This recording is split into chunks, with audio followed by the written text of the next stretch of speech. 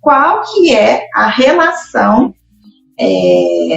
da alimentação com o humor, né, com a melhora, vamos dizer, do humor, em pacientes que têm AVC. Pode isso? Acontece isso? É possível, João?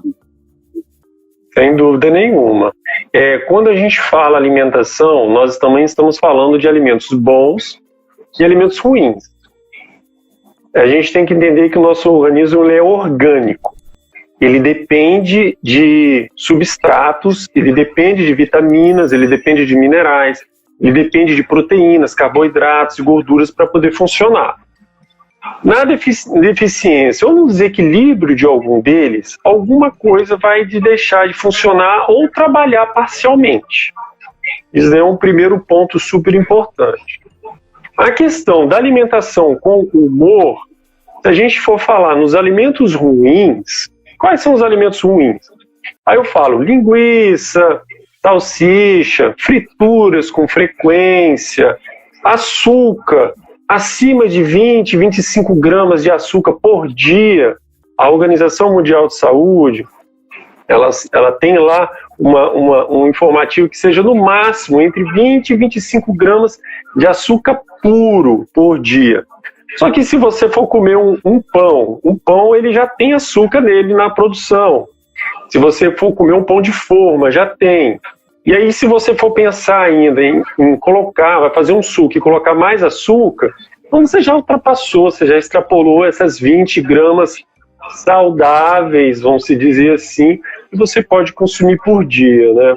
20 gramas aí, é o quê? Assim, 20 gramas é equivalente a uma colher de sopa cheia. Uhum. Uma colher de sopa cheia. E aí vai depender qual é essa qualidade de açúcar. É um açúcar branco, cristal? Aquilo é uma química que faz muito mal para você. É um açúcar mascavo? É um açúcar demerara?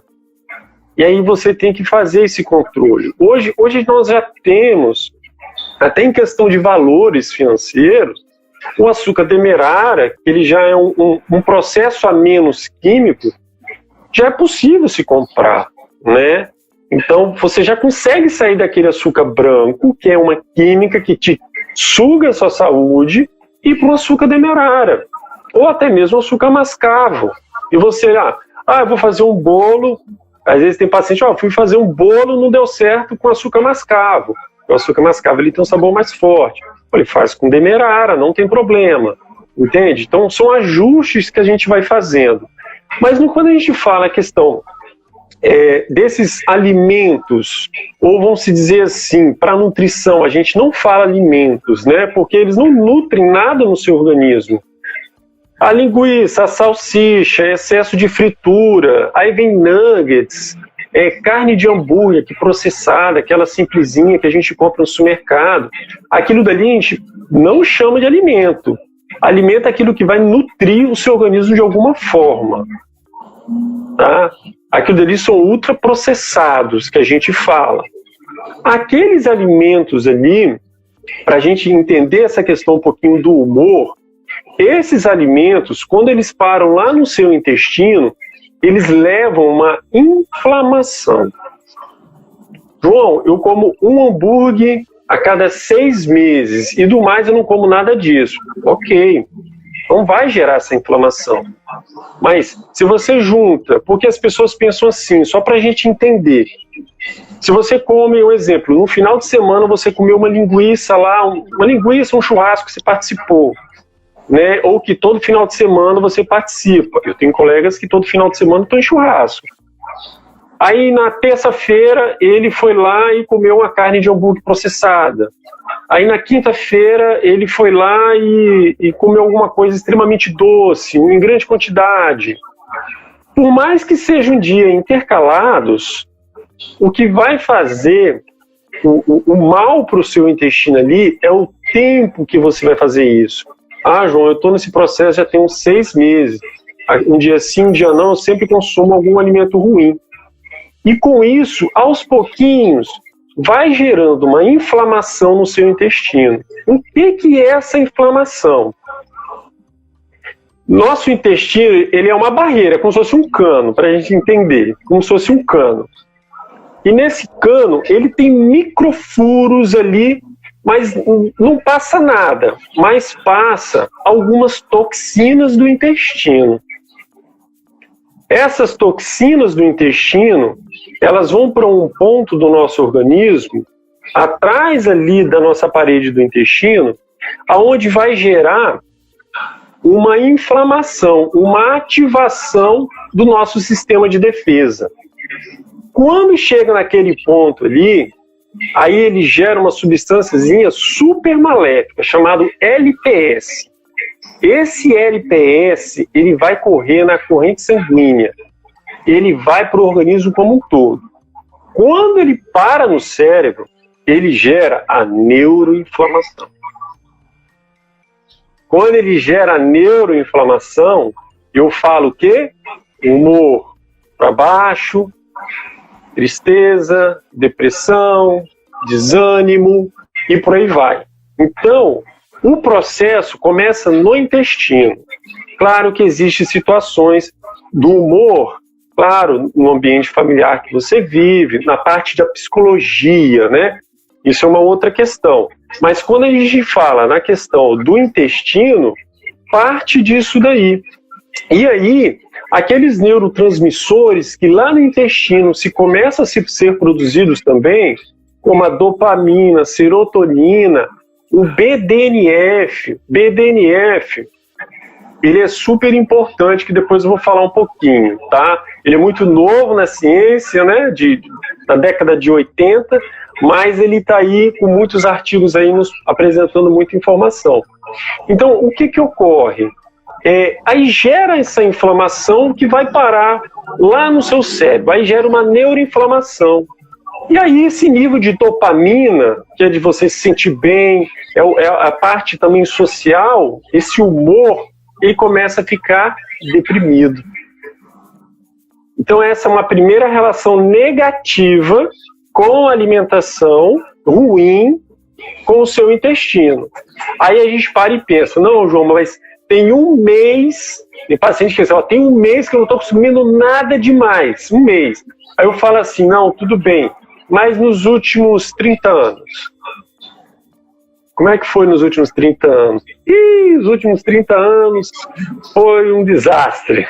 Você entende? Então a gente pensa que se deixar de consumir uma semana ou um mês, resolveu o problema do intestino, fez o detox, resolveu tudo. O problema é que no nosso intestino abriga 1 trilhão de bactérias. 1 trilhão. Tem mais bactéria no intestino do que célula no corpo. Nosso cérebro, alguns estudos falam 80 bilhões, outros falam 100 bilhões, né, de neurônios. No nosso intestino tem 1 trilhão de bactérias. Então, é muita coisa. Então, ali, a gente fala microbiota. Tem centenas e milhares ali de micro-organismos que já estão presentes no seu intestino quando você nasceu. Quando você passa ali, você nasce. Você começa a pegar as primeiras bactérias. E é dali que vai surgir as primeiras bactérias intestinais que vão ficar pro resto da sua vida. Essas bactérias intestinais, elas também são responsáveis em produzir a questão da dopamina, serotonina, que é também a questão do humor. Então você está vendo que um alimento que não tem valor nutricional, que só te atrapalha, você alimenta, ele inflama seu intestino, que inflama o seu cérebro, e quando você inflama o seu cérebro, ele te manda uma substância chamada os MAMPs, e vai lá para o seu intestino de novo. Aí você acaba ficando num ciclo vicioso, você não sai dele nunca. Entende? E aí a pessoa perpetua esse processo, desse ciclo vicioso por muito tempo. E é a mesma coisa que acontece, é a mesma coisa, é um ciclo vicioso também na questão da vontade de comer alguma coisa, vamos dizer assim, é o mesmo processo, porque o que a gente está falando aí são alimentos que não nutrem, mas altamente viciantes, né? Tipo açúcar. São viciantes. São. Exatamente. Quando a gente fala nesses alimentos como salsicha, a salsicha vai ter o glutamato de monossódio, que é aquela substância que vai gerar ali uma uma excitação neurológica ali, né? E que vai te criar 2 vínculos. Primeiro, o vínculo emocional, de você se sentir bem, né? Então fica guardado ali na sua memória. E a outra, a questão do vínculo químico, né? Igual quando você come açúcar. Quando você come açúcar, você sente feliz, né? E aí nessas linguiças, salsichas, alimentos industrializados, de um modo geral, tem muito glutamato de monossódio, caldo quinó. A comida fica saborosa, né? Só que o problema é que ali é carregado de glutamato de monossódio. Então ele cria essa superexcitação que, de certa forma, não é interessante para a gente, tá?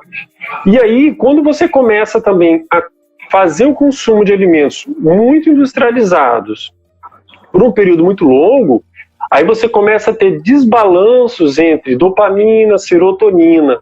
Aí a pessoa não entra nem mais com alteração de humor. Ela entra já com uma leve ansiedade ou já num ponto de depressão. E aí o que acontece? Aí você começa a fazer o uso de ansiolítico. Mas o problema não é do nada você se tornou uma pessoa ansiosa e começou a fazer o uso de ansiolítico. O problema é a alimentação, é a parte neuroquímica, que parte lá do seu intestino também. Então, os ansiolíticos, eles vão ser bons em momentos de que você precisa entrar numa situação assim, que precisa acontecer agora. A pessoa está em crise de ansiedade, aí você vai lá e medica. Ótimo. Mas a nível de tratamento, os ansiolíticos, eles não são os melhores caminhos, tá? Vão partir primeiro resolvendo os problemas nutricionais, de forma mais profunda, para a gente entender um pouco mais dessa parte da neuroquímica, que eu falo tanto, que a gente fala tanto, né?